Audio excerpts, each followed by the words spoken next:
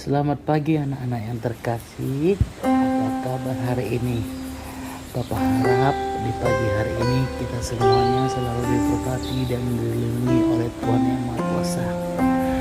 Pada pertemuan hari ini kita akan belajar dengan tema panggilan hidup berkeluarga.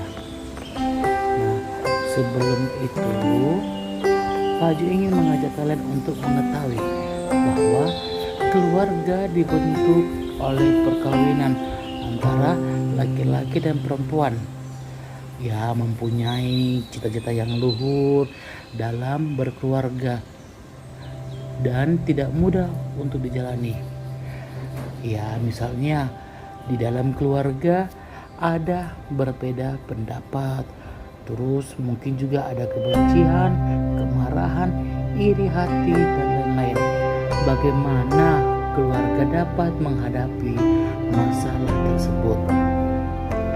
Nanti sama-sama kita akan belajar dari pengertian, ajaran kitab suci, ajaran gereja dari Gadum Express.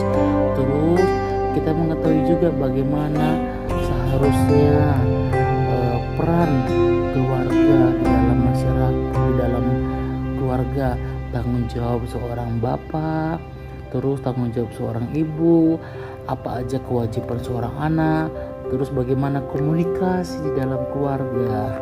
Nanti sama-sama kita akan belajar satu persatu. Untuk itu, sebelum kita mulai belajar hari ini, kita akan berdoa. Mari kita berdoa dalam doa dalam Bapa, Putra, dan Roh Kudus. Amin. Allah Bapa yang penuh kasih, Tuhan bersyukur kami aturkan kehadiran-Mu atas anugerah kehidupan yang Engkau berikan kepada kami.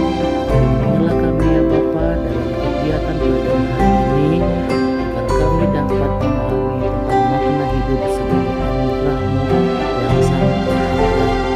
Semoga dengan firman-Mu yang kami dengar dan mendengarkan pelajaran ini dapat menjadi pelita hidup kami sepanjang segala abad. Amin. Dalam nama Bapa dan Putra dan Roh Kudus. Amin. Anak-anak yang terkasih, dalam materi kita panggilan hidup berkeluarga, ada tujuan yang ingin mau kita capai satu persatu. Yang sudah Pak Ju bilang tadi, yang pertama kita mengetahui atau memahami bagaimana keluarga di tengah masyarakat. Terus kita belajar dari ajaran kitab suci dari Matius 19 ayat 1 sampai 13. Selanjutnya kita akan belajar dari ajaran gereja tentang keluarga dari Gadum Express ayat 52. Dan terakhir kita belajar makna keluarga sebagai panggilan dari Gadum Express ayat 52. Nah, Pak Jo ingin mengajak kalian untuk bersharing. Nanti sharing jawabannya masing-masing boleh dikumpulkan melalui drive-nya Pak Jo, yang dimana kalau kita mengetahui bahwa keluarga adalah panggilan suci. Nah, menurutmu apa peranmu saat ini untuk mempersiapkan apa? Mempersiapkan hidup dalam berkeluarga. Yang kedua, seperti apa keluarga ideal menurutmu? Terakhir, apa yang kamu harapkan dari keluarga di masa depan? Nanti jawaban masing-masing dikirim ke Pak Jo ya. Oke, lanjut. Kita akan masuk arti dan makna gereja. Yang sudah Pak Jo katakan tadi, bahwa keluarga dibentuk oleh sebuah perkawinan yang sah dalam gereja Katolik dan mempunyai cita-cita yang luhur akan membentuk keluarga yang harmonis. Gereja Katolik secara tegas mengajarkan bahwa perkawinan Katolik adalah sakramen, sehingga setiap pasangan suami istri harus menjaga kesucian perkawinannya, karena sifat perkawinan adalah monogami dan tidak terceraikan kecuali oleh maut. Karena apa yang dipersatukan Allah tidak boleh diceraikan oleh manusia. Seluruh anggota keluarga, yakni ayah, ibu, dan suami istri dan anak-anak, serta semua orang yang ada dalam keluarga, hendaknya saling berbagi waktu untuk kebersamaan sebagai keluarga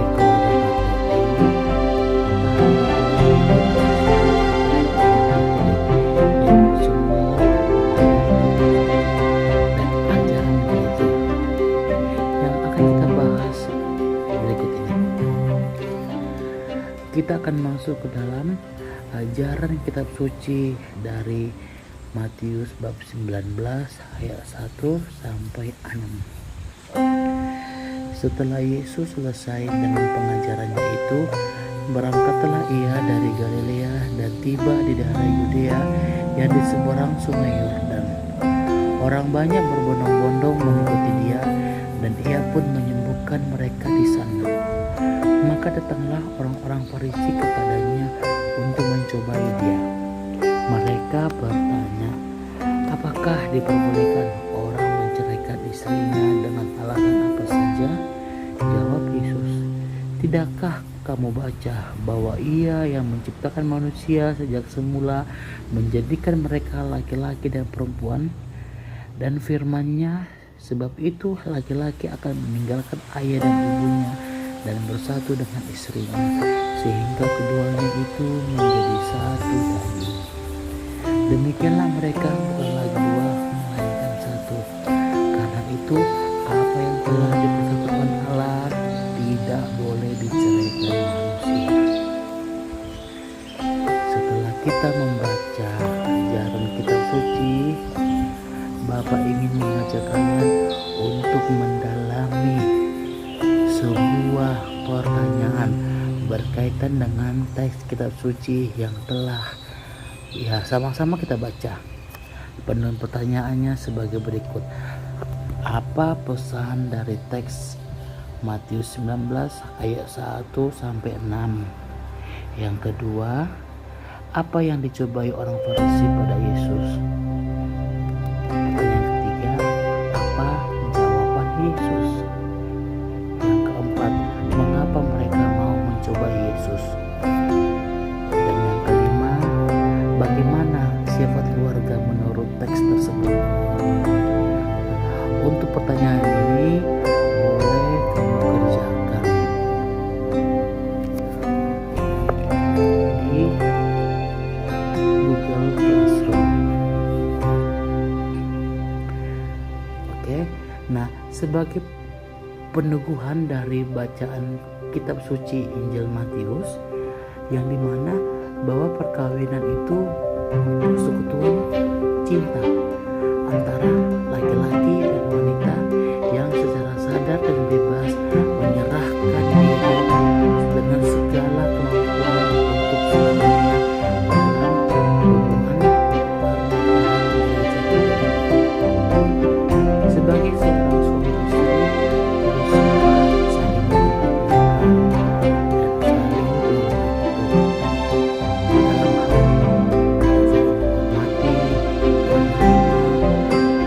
keadaan apapun dalam persekutuan cinta, sehingga tercapai apa yang diinginkan. Tuhan menghendaki agar kesatuan suami istri tidak terceraikan, karena perkawinan merupakan tanda kesetiaan Allah kepada manusia dan kesetiaan Kristus kepada gerejanya. Dengan kata lain, menjadi tanda kesetiaan cinta Allah kepada setiap orang.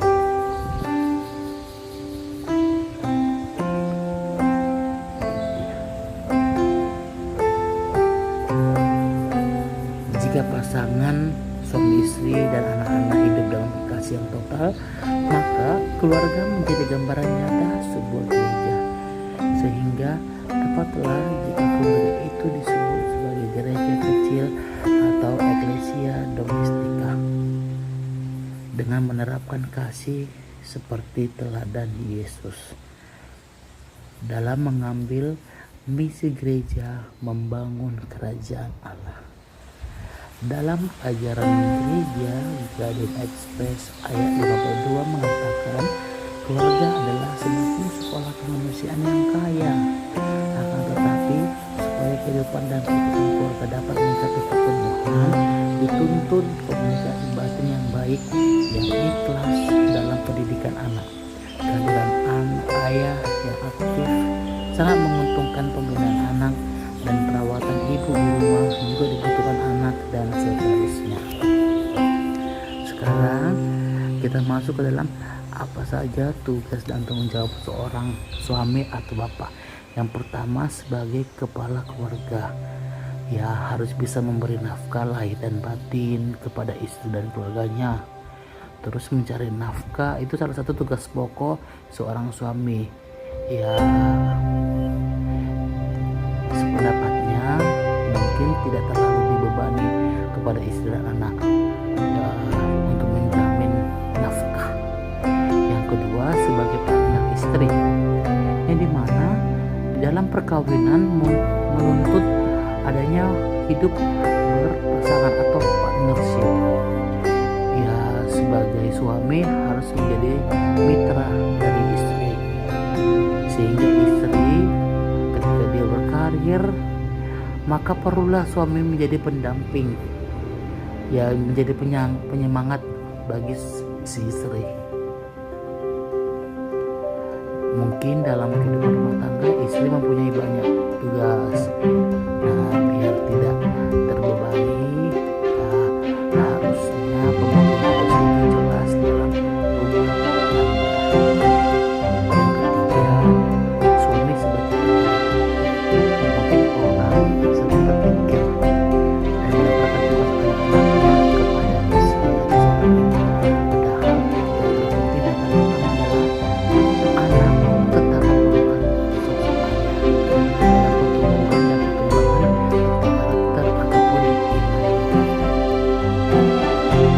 Juga seorang ibu atau istri yang pertama, istri sebagai hati dalam keluarga. Ya, suami menjadi kepala rumah tangga, maka istri berperan dalam hati di dalam keluarga. Sebagai hati, istri menciptakan kasih sayang, ketenteraman, keindahan, dan keharmonisan. Yang kedua, sebagai mitra dari suami, yang dimana ketika suami bekerja, istri pun bisa memberikan sumbangan kepada suami untuk menjadi seorang partnership dalam berhubungan rumah tangga. Dan yang terakhir, istri sebagai pendidik, yang dimana ya bahwa ibu juga salah satu pendidik untuk apa? Untuk yang paling utama dan utama. Nah, yang dimana ada sebuah kalimat mengatakan surga berada di telapak kaki ibu. Artinya kita tidak boleh berani terhadap seorang tua sama sekali, apalagi kepada seorang ibu. Nah, kewajiban anak terhadap orang tua, nah kewajiban anak ya tidak statis dan tidak selalu sama, ya bisa dipengaruhi oleh perkembangan maupun oleh situasi dan kondisi. Semakin hari anak hendaknya semakin mandiri. Orang tua makin lama makin tua membutuhkan anaknya. Beberapa hal dasar yang menjadi kewajiban anak terhadap orang tua adalah mengasihi orang tua, bersikap berperilaku dengan hormat, penuh sikap dan berperilaku hormat kepada orang tua. Nah, untuk menjalin komunikasi di dalam keluarga ada yang perlu dikatakan, yang dimana ada sebuah kata, yaitu cinta. Ketika kita menerima dan mengalami dari orang lain cinta yang memberikan kepada kita, hendaknya kamu saling mengasihi sama seperti aku telah mengasihi kamu. Yohanes 15 ayat 12. Cinta membahagiakan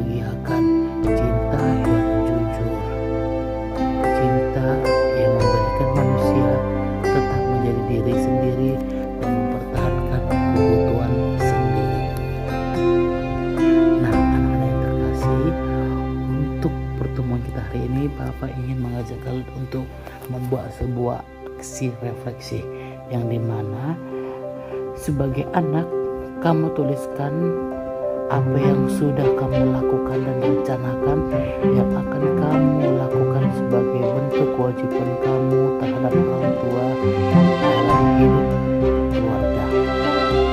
Setelah kamu tuliskan apa yang kamu lakukan, kamu bisa memfoto hasil pengalaman dan rencana kamu serta catatanmu atas pembelajaran hari ini. Kirim foto melalui Classroom.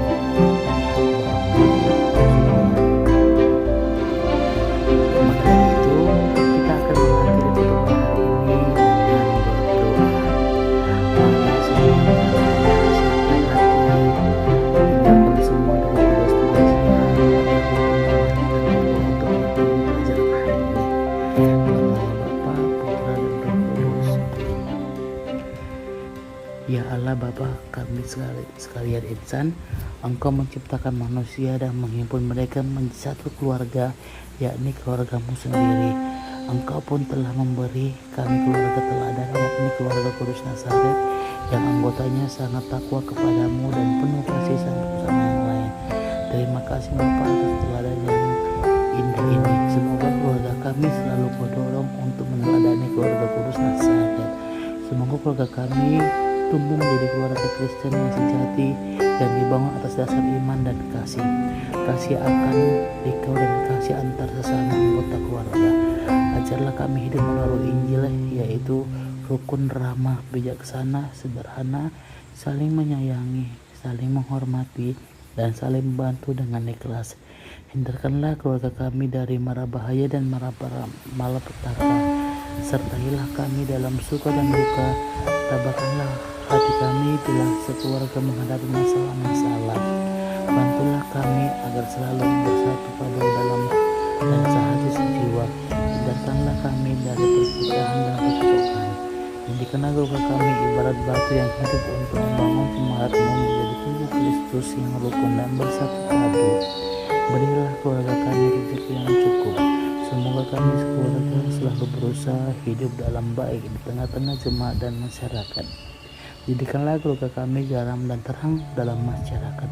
Semoga keluarga kami selalu setia mengamalkan peran ini kendati harus menghadapi aneka tantangan. Ya Bapa, kami berdoa pula untuk keluarga yang sedang dilanda kesulitan. Dampingilah mereka agar jangan patah semangat. Terlebih kami sangat prihatin akan keluarga yang berantakan. Jangan biarkan mereka ini hancur. Sebaliknya, berilah kekuatan kepada para anggotanya untuk membangun kembali keutuhan keluarga. Semua ini kami padamu, Bapa keluarga umat manusia, dengan perantaraan Yesus Kristus Tuhan kami.